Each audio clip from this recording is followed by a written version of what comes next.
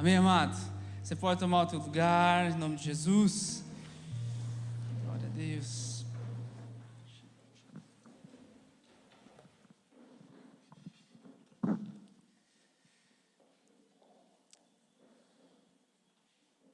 Uma semana aí de chuvas, né? Uma semana de mudanças climáticas para nós, mas eu creio que é também uma estação nova que se abre, uma estação tão aguardada, tão esperada, que é a estação do final do ano, do Natal. Para alguns, talvez, esse ano mais esperado ainda do que outros. E hoje eu queria começar contigo esse primeiro domingo de dezembro de 2020. Queria começar contigo uma série de palavras já sobre o Natal. A série vai se chamar Inesperado.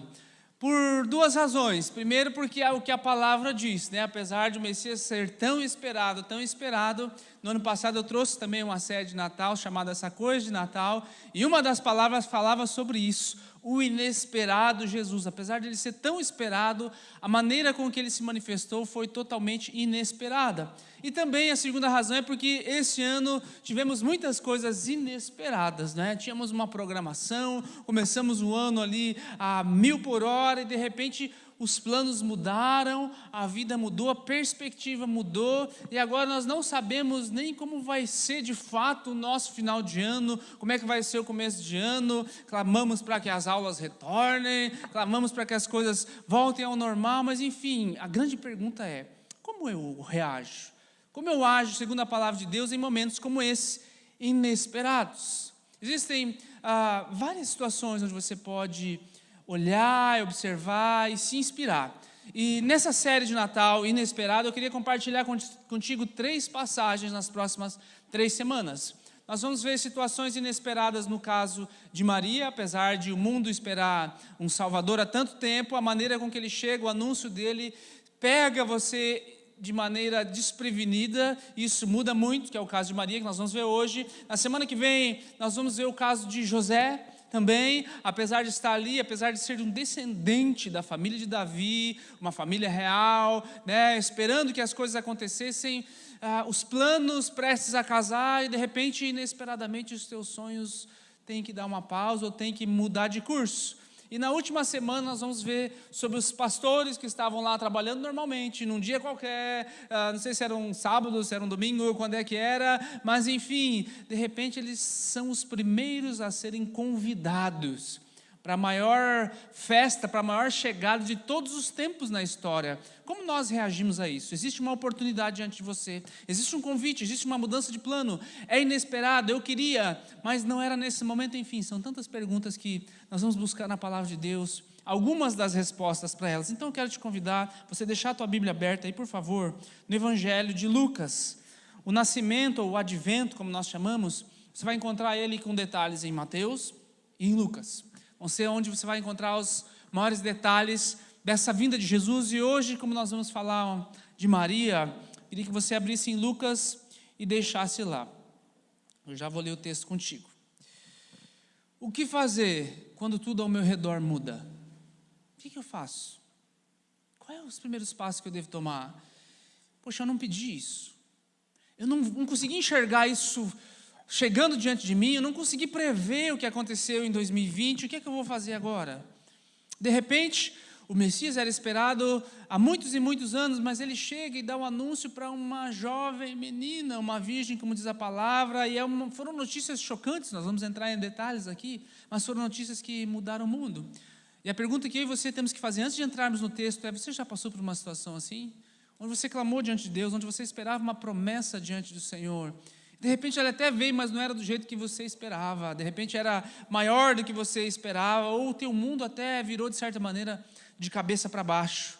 A história de Natal, em especial essa que nós vamos ver hoje, ela nos ensina a esperar em Deus, a confiar, ela nos ensina a descansar no fato de que Deus tem um plano perfeito, que nós não vamos entender muitas coisas, que nós vamos experimentar, mas nós confiamos que Ele vai à frente. Lucas capítulo 1, verso 26 em diante. É um texto um pouco mais comprido, vou ler a história inteira.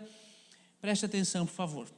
No 6º mês, Deus enviou o anjo Gabriel a Nazaré, cidade da Galileia, a uma virgem prometida em casamento a certo homem chamado José, descendente de Davi. O nome da virgem era Maria. Verso 28. O anjo, aproximando-se dela, disse: alegre-se, agraciada, o Senhor está com você.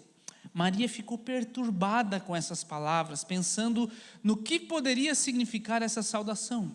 Mas o anjo lhe disse: não tenha medo, Maria, você foi agraciada por Deus, você vai ficar grávida e dará à luz um filho, ele porá o nome de Jesus. Ele será grande, será chamado Filho do Altíssimo. O Senhor Deus lhe dará o trono do seu pai Davi, e ele reinará para sempre sobre o povo de Jacó. Seu reino jamais terá fim.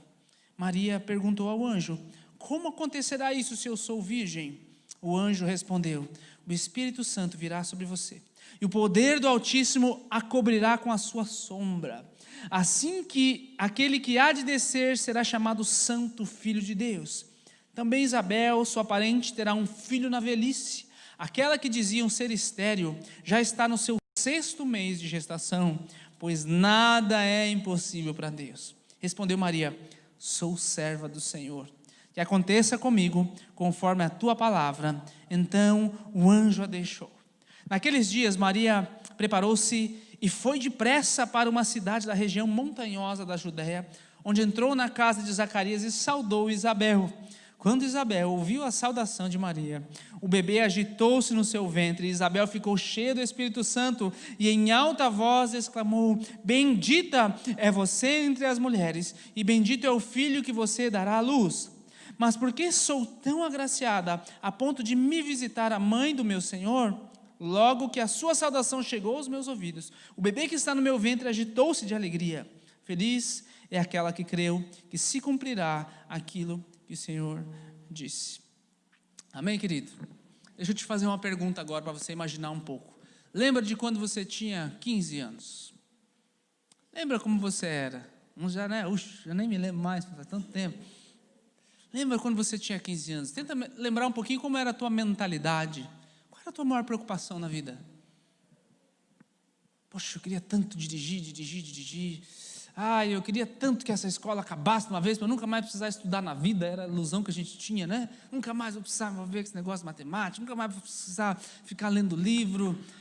Pense quando você tinha 15 anos: poxa, é difícil saber muito mais coisas do que os meus pais, eles não entendem as coisas da vida ainda. Lembra de quando você tinha 15 anos? Pensa, qual é a tua mentalidade? Quais eram os teus sonhos? Qual era a tua razão de ser da vida? Lembra, querido? O que você mais se preocupava na vida? Tem prova na segunda-feira. Que coisa, que vida é essa? Quando vai acabar esse sofrimento? Lembra? Tenta lembrar, como era a tua rotina?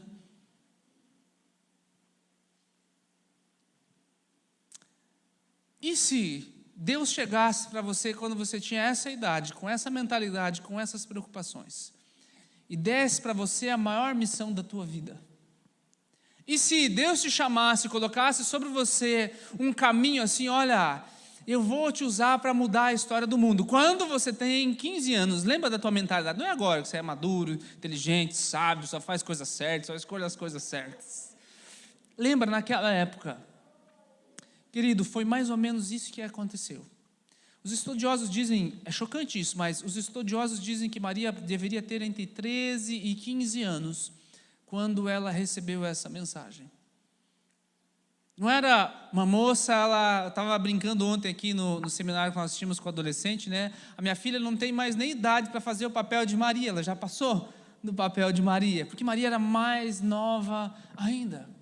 E esse foi o grande desafio que ela tinha. E se você e eu tivéssemos experimentado como Maria na idade dela, esse confronto, essa aparição, esse grande chamado de Jesus, nós sabemos algumas coisas sobre ela. Sabemos, em primeiro lugar, que ela era uma adolescente, ela era nova, provavelmente ela devia ter uns 16 anos, mais ou menos, quando Jesus veio ao mundo, 16, 17 anos no máximo, essa era a idade dela. Nós sabemos que ela era muito devota a Deus, nós sabemos que ela devia pertencer ali a uma classe média, um pouco mais humilde. Ela estava noiva de um empresário, que era um carpinteiro, e ela estava prestes a se casar. Então o coraçãozinho dela, de adolescente, em uma cultura que casar era extremamente importante e especial para uma mulher, porque significa também, naquele tempo, a sobrevivência dela. Então o coração dela está cheio de quê? Expectativa para o casamento, para a vida que está diante de mim. Poxa,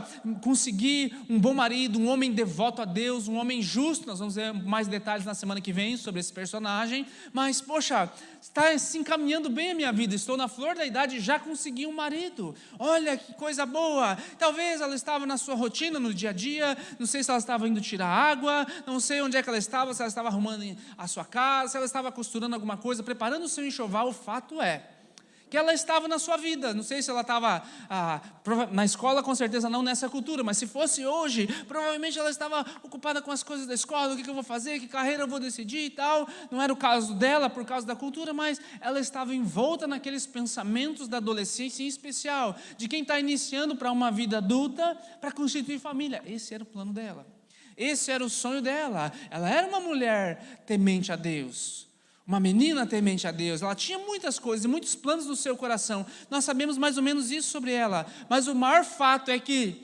ela era uma menina comum.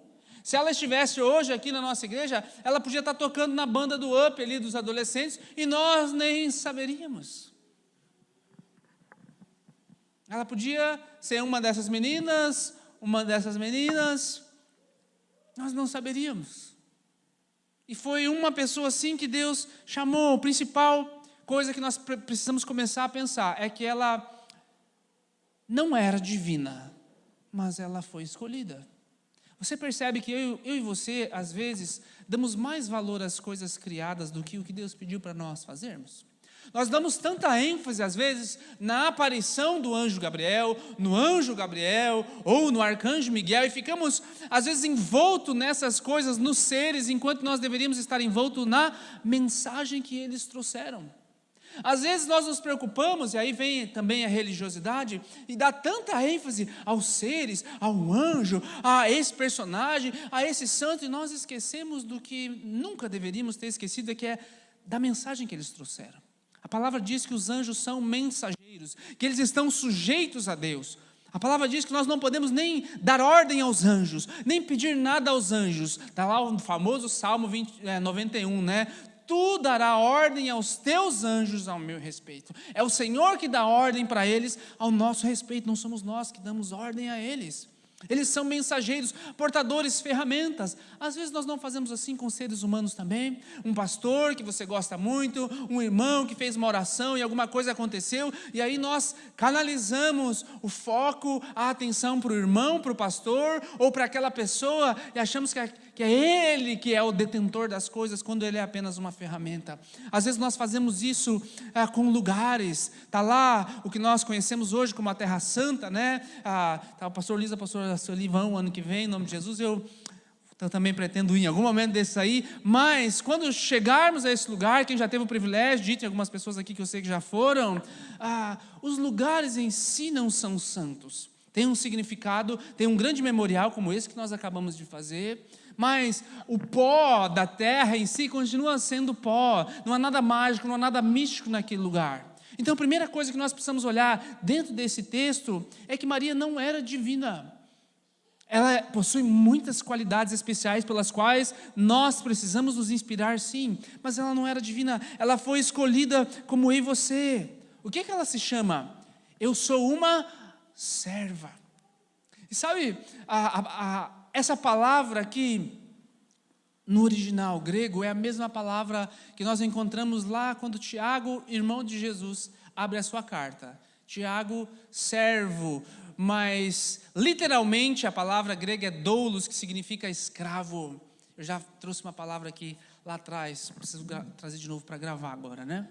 Escravo. Não no sentido do século XVIII, como nós conhecemos, mas no sentido de pertencimento.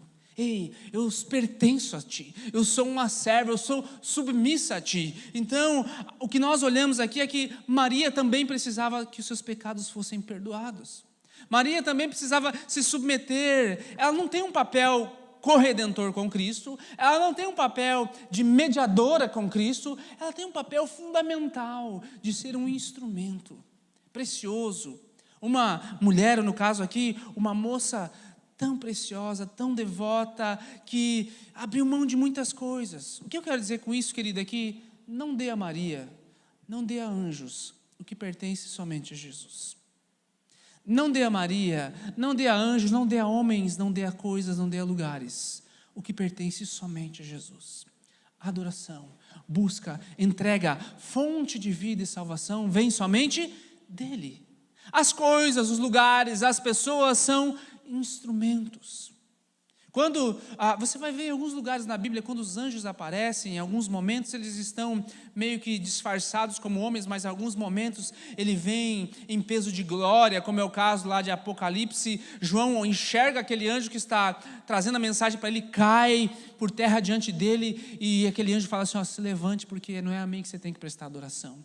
Ezequiel faz a mesma coisa, Isaías faz a mesma coisa. Ei, eu sou servo, o anjo fala assim, eu sou servo como você.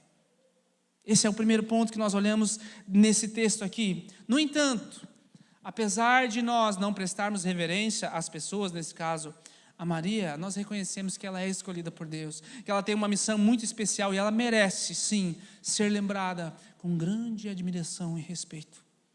Porque o que essa menina nessa idade escolhe fazer é digno de inspiração para mim e para você. Segunda coisa, é que ela recebe, nessa idade, com essa mentalidade talvez mais madura do que eu e você quando tínhamos 15 anos, é uma mensagem chocante. Olhando para o texto, nós vemos no verso 28 que o anjo fala para ela assim, você é agraciada.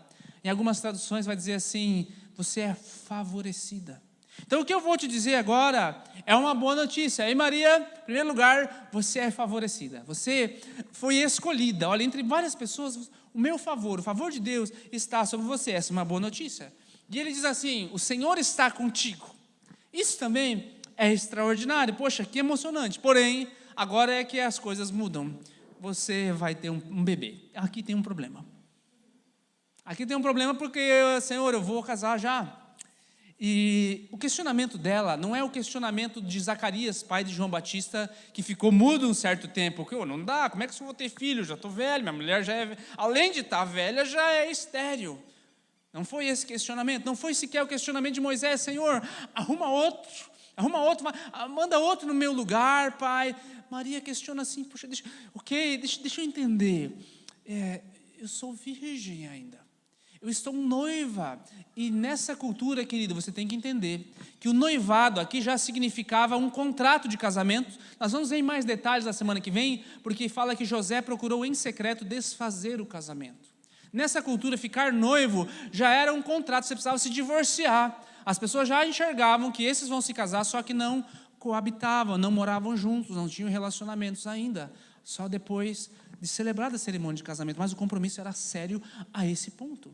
Então Maria fala assim, olha, além de eu ser virgem, eu já sou noiva, mas eu ainda não casei. E como é que eu vou ter um bebê agora, diante daquilo que nós estamos vivendo?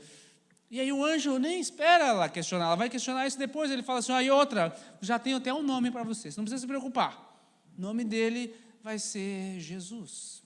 Ou uma forma grega do antigo hebraico Josué, que é Jesus salva. Ele vai ser o salvador do mundo, ele vai ser grande, vai ser chamado de filho de Deus, ele vai reinar sobre a casa de Jacó e o seu reino não terá fim. E é normal aqui, perceba, querido, que isso aqui vai aplicar para nós também. Verso 29, fala que ela se preocupou, ela se perturbou com aquela saudação, ela não entendeu muito bem o que estava acontecendo. Mas o que é que ela tinha que se destacava dos outros? O que é que ela tinha que se destacou de Moisés? O que ela tinha que se destacou ali do seu tio Zacarias, que ao receber uma mensagem parecida, o anjo falou assim, tu vai ficar mudo até o menino nascer. O que ela tinha que se destacou dele? É isso que eu quero olhar para ver nessa época de Natal. Não era uma coragem excepcional, não era uma ousadia excepcional, porque a própria palavra fala que ela temeu, ela se preocupou aqui. E muitas vezes nós caímos em muitas coisas, que Maria aqui no caso não caiu, mas eu quero te falar rapidamente sobre 5 medos que impedem com que eu e você recebamos uma mensagem desse tipo, desse calibre diante de Deus. Primeira coisa que nós temos é um medo, de certa forma, do sobrenatural. Pensa, meu querido. Muitas vezes as pessoas pedem, eu queria que um anjo aparecesse para mim, queria que o Senhor falasse e revelasse a mim. Mas você queria assim que o Senhor, quando fizesse isso, batesse na porta, te avisasse, a luz vai começando a dar uma piscadinha, você fica olhando, vai te preparando para aquele encontro, né? Aí agora, de repente, uma glória suave e uma voz bem suavezinha que vai aumentando, Moisés, Moisés, Moisés, vai te chamando teu nome, né? Chega aqui, agora eu quero falar contigo, daí o Senhor vem suave e aparece para você, ou como esses personagens que tem na televisão, né?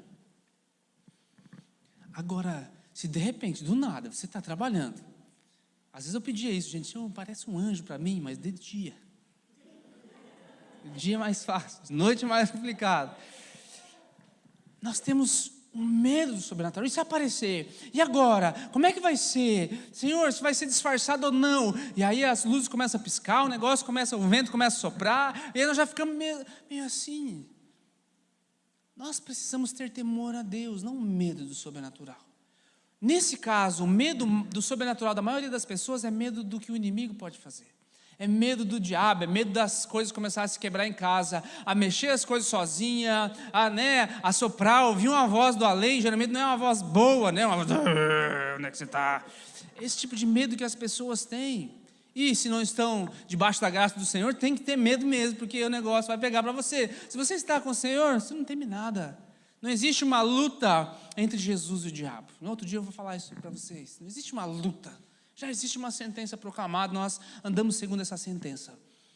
Agora, muitas vezes nós temos esse medo fora do normal. Nós temos medo de ser surpreendido, não é nem do sobrenatural, é de sermos surpreendidos. O segundo medo que nós temos é medo de crítica. Medo de exclusão. Você pensa que Maria não teve esse medo, querido? Com 15 anos, 16 anos, você recebe uma mensagem que você vai ter um bebê, só que você nem casou antes do casamento. Como é que vai ficar?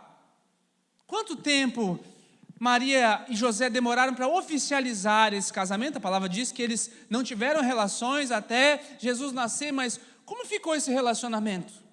Como ficou aquele casalzinho andando, indo ter o filho? Como que as pessoas olhavam para eles? Como que era uma comunidade pequena? Qual é o olhar que as pessoas lançaram para ele? Maria chega lá, gente, vou ter um bebê. Como assim? Ô José, você não esperou o teu tempo? Como assim? Não tivemos nada do Espírito Santo. Olha a desculpa, vê se pode. Aí se passam alguns meses, está lá os dois, não sei como eles tiveram que lidar com essa relação, com a comunidade, como as pessoas reagiram. Meu amado, estava tudo indo bem, os planos estavam indo bem, você tinha programado 2020 para alguma coisa, você tinha esperado que Deus se revelasse você de alguma coisa, e de repente Ele vem e te dá algo que os outros não vão entender. Ele vem e coloca sobre você uma decisão, um caminho que você tem que trilhar, porque você confia que é Ele, você tem certeza que Ele falou contigo, está lá no teu coração, não tem como explicar muitas coisas que Deus falou para você, para as pessoas, não tem como explicar essa decisão de renúncia, de amar as pessoas, de abrir mão de algumas coisas, de alguns prazeres humanos, não tem como explicar. Você é exposto a críticas o tempo todo, e Maria teve que conviver com isso durante meses, como é que eu vou falar, o que nós vamos dizer? Agora estão indo eles lá para o censo, lá em Belém, com aquela barrigona lá, quanto tempo, olha a barriga crescendo, e cada vez que ela passava para pegar água no posto local, provavelmente havia dedos de acusação, havia olhares de reprovação. Lá vai a outra lá que falou que o Espírito Santo que engravidou ela, veio com essa nova agora, mais uma desculpa nova aí. Você já imaginou isso? O plano estava bom, eu queria casar, eu queria constituir família, eu queria seguir os meus planos, mas de repente Deus veio e me deu uma mensagem, e essa mensagem mudou a minha vida. E não mudou em primeiro lugar para o bem, porque agora o que eu estou convivendo, nos primeiros meses que eu me converti, nos primeiros meses que eu estou conhecendo a Jesus, na primeira ceia que eu participo, é que os meus olhares ao redor são de crítica, são de reprovação. Maria estava sujeita à morte, você sabe disso? A cultura local, você vai ver isso aqui lá em Deuteronômio, havia uma lei de que se eles cometessem esse ato antes do casamento, ambos deveriam ser levados para fora da congregação e apedrejados. Então, o que ela se submeteu a fazer, estar grávida, o que ela se submeteu a dizer, e ainda foi do Espírito Santo, isso é inédito na história, ninguém falou isso, e dizer que isso ainda era filho de Deus, poxa, é a maior de todas as desculpas ao olhar das outras pessoas. Será que vocês estamos dispostos? E, querido, não é na nossa idade madura e sábia, como eu brinquei antes. É adolescente no que nós conhecemos. Eles não tinham adolescente, já pulavam direto para a idade adulta, né? Nessa idade. Esse é o tamanho da missão que Deus confiou. E aí vem o terceiro medo, que é o medo de mudanças. O que vai ser agora? O que vai ser depois da mensagem? Como isso vai mudar? Maria não fazia ideia do quanto isso ia mudar, não só a vida dela, mas a vida do mundo. Antes e depois desses acontecimentos, do que nós conhecemos hoje como o advento, chegou a época de você começar a enfeitar a tua casa. Lembra das palavras do ano passado? Está no podcast, está no nosso aplicativo, está no YouTube, volta lá, está no Spotify, procure essa série do ano passado, essa coisa de Natal. Lá eu vou falar para você sobre como celebrar esse tempo. Já é tempo de você encher a tua casa de coisas não que remetem ao Papai Noel, ou às festas, ou ao feriado, aos holidays, mas aquele que veio para trazer a salvação, aquele que veio para mudar não só a vida de um casal jovem que está prestes a começar a sua vida profissional, mas a vida de toda a humanidade. O que é que você pode fazer na tua casa que te lembre isso?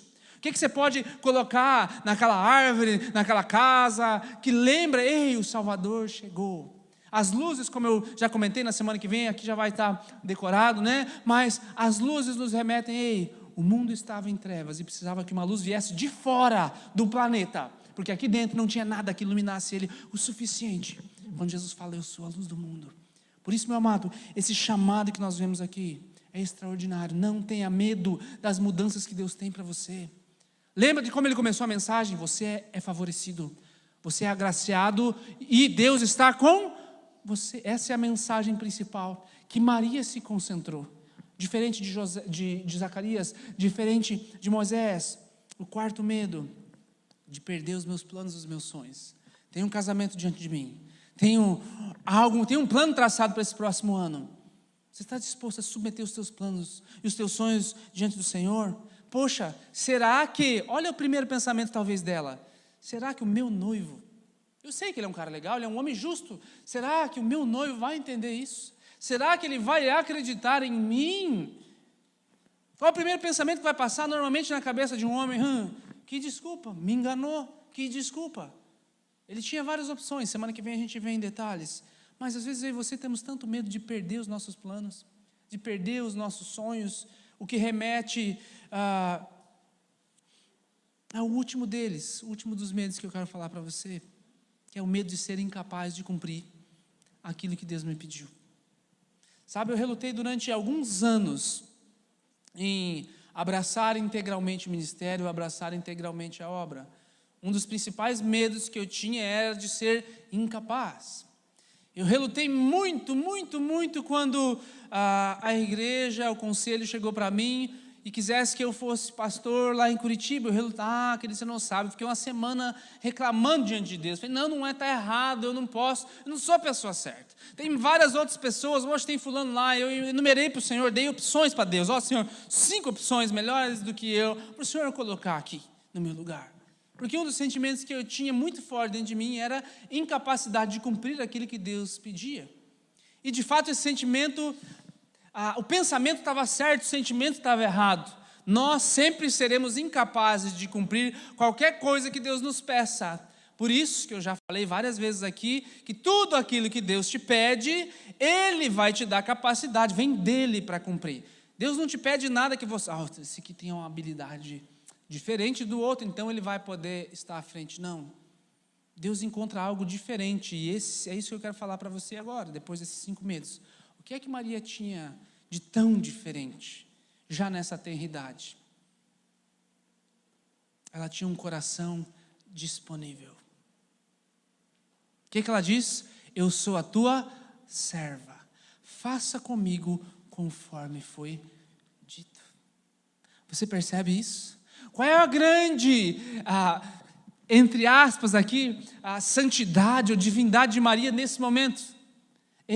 Um coração disponível. Eu tenho todos esses medos. Será que o que vai acontecer com o meu noivado? O que o meu noivo vai pensar? O que as pessoas vão dizer? O que vai acontecer com os meus planos? Será que eu vou ser capaz? Como é que você cria o filho de Deus? Será que dá de comer para ele? Será que ele mama? Na hora de ele fizer alguma coisa errada, será que eu posso repreender ele? O que eu faço? Será que eu oro para Deus? Peço? Não sei. Tantas coisas. Como é que eu vou conduzir esse menino, Deus? Como é que eu vou fazer? Tantas coisas, tantos pensamentos. E o que é que ela diz? Ei, eu estou disponível. Querido, a chave para mim e para você é estar disposto a estar disponível. Diga assim para você: eu preciso estar disposto a me colocar à disposição de Deus. É só isso que você precisa. Lembra do eis-me aqui de Samuel, do menino Samuel? Eis-me aqui. Lembre agora da moça, da senhorita Maria, que diz: ei, eu estou disponível, Senhor. Portanto, querido, não tema que você será incapaz de fazer aquilo que Deus te pede. Você já sabe disso, precisa vir dele. Não tema que você seja incapaz de no ano que vem, de repente, abrir um pequeno grupo, estar acolhendo pessoas, estar falando de Deus. Não tema falar de Deus para outras pessoas. Eu não tenho capacidade, eu não tenho instrução suficiente. Ei, você só precisa estar disponível. Qualquer coisa que esteja diante de você, tenha isso claro na tua mente. Deus quer o teu coração, a tua disposição. Eu sou serva do Senhor, que aconteça comigo conforme a tua palavra. Deus chama pessoas dispostas a ir além dos seus medos, além da crítica, além do olhar exterior, além dos seus próprios planos pessoais. Deus diz assim para você: olha, não tenha medo do teu futuro, descanse em mim. Isso é evangelho para mim e para você. Não tenho medo do futuro. Sabe, o mundo... Eu ouvi uma pessoa dizendo esses dias, até pregando assim: nossa, não fale que a coisa vai piorar, não olhe por esses olhos, que é expulsar porque está na Bíblia. Querido, como é que Jesus alertou os seus discípulos? No mundo tereis aflições. Ele chega para Pedro, qual é a palavra de consolação? Pedro, o negócio é o seguinte: hoje tu chega a mim, tá, mas um dia tu vem aqui, tu anda conforme tu quiser, mas vai chegar um dia que você vai num lugar que você não quer. Você vai vestir uma roupa que você não quer e as pessoas vão te levar para um lugar falando sobre a morte dele. E ele fala: olha, eu estou enviando vocês como ovelhas no meio de lobos.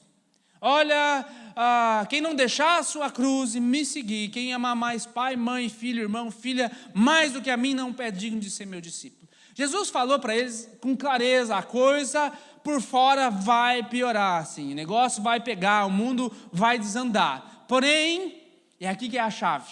Nós não olhamos para o sentimento que eu tenho: o mundo vai melhorar, o mundo vai melhorar. Não, querido, o mundo vai desandar mesmo, mas isso não rouba nada da nossa esperança. Isso não rouba nada da nossa perspectiva. Isso não faz com que eu fique mais triste.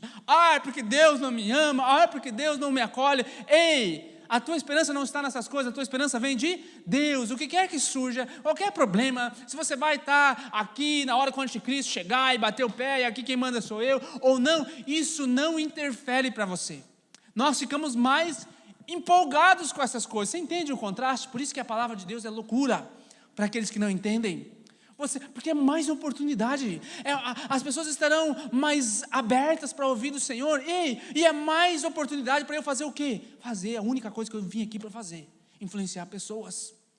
Se eu perder o meu negócio, se eu perder a minha casa, se eu perder o meu comércio. Quando chegar essa época, e daí? Quem é que te sustenta?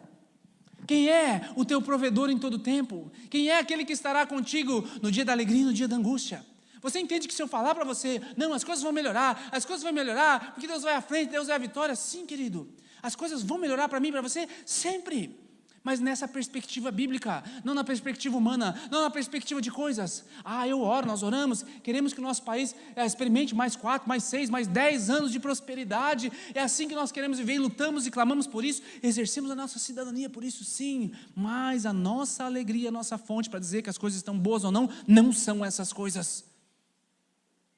Se você tem isso, não tem isso claro ainda na tua mente, querido, olhe os teus olhos para a palavra, porque você vai encontrar o conforto nele. Volte para a nossa série de 1 Pedro, está lá no YouTube, está lá no áudio. Volte lá e se encha dessas palavras. Como lidar com tudo isso. Perguntou Maria, verso 34, 35. Já estou indo para a parte final. Como acontecerá isso se eu ainda sou virgem? O anjo respondeu: o Espírito Santo virá sobre você, e o poder do Altíssimo a cobrirá com a sua sombra. Assim que há de nascer, aquele que há de nascer há de ser chamado Santo Filho de Deus. Tem algo especial aqui. Quando ele fala assim, quando ela pergunta como é que vai ser esse negócio? Eu ainda sou virgem, não tenho relação com nenhum homem. Ele fala assim: não te preocupa. O que vai acontecer contigo é o que aconteceu lá no princípio de todas as coisas. Gênesis capítulo 1, verso 1. No princípio, criou Deus os céus e a terra era sem forma e vazia, e havia trevas sobre a face do abismo, e o Espírito de Deus pairava sobre a face das águas. Essa mesma palavra, pairava, fazia sombra, é a palavra que é usada aqui. Lá no Gênesis, é usada aqui quando o anjo fala assim para ela: olha, o Espírito Santo vai vir sobre você e o poder do Altíssimo te cobrirá. O que ele está querendo dizer para Maria? Maria, o mesmo poder que pairava lá no princípio, que fazia sombra sobre as coisas que não existiam, lá no princípio fizeram existir todas as coisas do nada, esse mesmo Espírito, agora ele usa a mesma palavra, paira sobre você, gera dentro de você as mesmas coisas, que traz do nada a vida. Você entende isso? E aí o que ele faz com Maria? Ele dá um exemplo. Olha, vou te dar um exemplo. Lembra da tua tia, da tua parente, da tua prima Isabel? Já velha, feito chacota durante tantos anos, que não pode dar filho, que é um ventre seco, que está lá vivendo. Ei, ela já está no 6º mês de gravidez. E aí ele lembra: para Deus nada é impossível. Querido, para Deus nada é impossível, para Deus nada é impossível. Ele traz do nada a vida, Ele cria de onde não existe a vida. Ele faz de um morto ressuscitar, como Ele faz de uma crise extrema algo maravilhoso, uma primavera, como Ele faz você passar eventualmente pelo vale da sombra da morte, sem, como diz o Salmo, temer mal algum. Por quê? Quem está com você? Não é o que diz o Salmo? Ainda que eu ande pelo vale da sombra da morte, não temerei, porque tu estás comigo. É isso que acontece com Maria. E aí sabe o que acontece? Logo em seguida, nós lemos o texto lá, ela sai dali e ela vai direto para conferir o que está acontecendo com a prima Isabel. Ei, o que está acontecendo? Eu quero ver. É isso mesmo. Nós não sabemos por que Isabel se recolheu, se ela, como é que funcionou aquela gravidez, mas o fato é que ao encontrar Maria, o menino João lá dentro chuta, se estremece e vibra. E ela fala em alta voz, a Bíblia diz em alta voz, ela clama: olha, bendita és tu, bendito é o que você está carregando no ventre. E Maria explode em um cântico, onde nós conhecemos hoje na palavra latina magnificar, que é um cântico de engrandecimento, que ela se inspira no cântico de Ana lá de Samuel. Minha alma, tem uma música, engrandece ao Senhor, meu espírito se alegra em Deus, pois com poder tem feito grandes coisas. Deus quer fazer grandes coisas sobre você, meu amado. Deus quer criar do nada. Deus está procurando disponibilidade no teu coração nesse mês de dezembro para enfrentar o que há de vir em 2021. Não tenha medo das críticas, não tenha medo de ser excluído, não tenha medo da morte, como está aí um vírus, como tem falado, como tem proclamado muitas pessoas. Não tenha medo dessas coisas, não tenha medo do sobrenatural, não tenha medo de que os seus planos não venham a concretizar, não tenha medo dessas coisas. Tenha a forte certeza, o firme fundamento no teu coração de que Deus é contigo, de que Ele vai à frente, de que nada é impossível, que ainda que você não tenha nada, Ele é capaz de criar do nada aquilo que você precisa. Tenha medo de não seguir o exemplo de Maria. Tenha medo de sucumbir às coisas que estão ao teu redor, porque o chamado que Deus dá para você e para mim é o mesmo chamado que Deus dá para Maria. É a última pergunta que eu quero fazer para você, para nós encerrarmos. Você quer deixar Jesus nascer em você? Maria se submeteu a tudo isso para deixar Jesus nascer, Jesus se criar dentro dela. se formar dentro dela e vir ao mundo? Você está disposto a deixar Jesus nascer dentro de você? Isso significa que o que vai sair de você agora, claro, não literalmente, mas o que vai sair de você é a vida. O que vai sair de você é a mudança do antes e depois dele. O que vai sair de Jesus agora no teu interior, fluindo rios de água viva, como ele disse, o que vai sair dentro de você agora, talvez vai mudar os teus planos, talvez vai mudar os teus sonhos. Você quer deixar isso acontecer? Você quer trazer Jesus ao mundo para compartilhar Ele com as pessoas? Sim ou não? Se coloque de pé, por favor.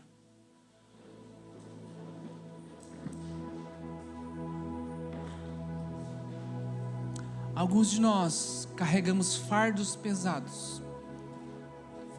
Eu quero, nessa ministração final, orar contigo a respeito de alguns deles. A inesperada oportunidade, esse é o título da palavra. E eu penso que é isso que Deus tem para nós. Muitas inesperadas oportunidades. Alguns de nós carregamos o fardo da solidão, especialmente nesse ano. Por mais que talvez estivéssemos cercados de pessoas, alguns de nós carregamos o fardo da solidão. Alguns de nós talvez enfrentamos uma crise financeira que aparentemente parece se tornar irreversível. Alguns de nós enfrentamos um desemprego, alguns que estão na internet também, sem perspectiva de conseguir alguma outra coisa. Isso rouba a nossa alegria muitas vezes. Alguns de nós talvez olham para um casamento que piorou muito durante a pandemia, ou que você já tentou várias vezes, já falou muita coisa, ainda não deu certo na tua visão, ainda parece que não flui. Alguns de nós enxergam membros da sua família afastados do Senhor, e é um fardo, porque você fica triste.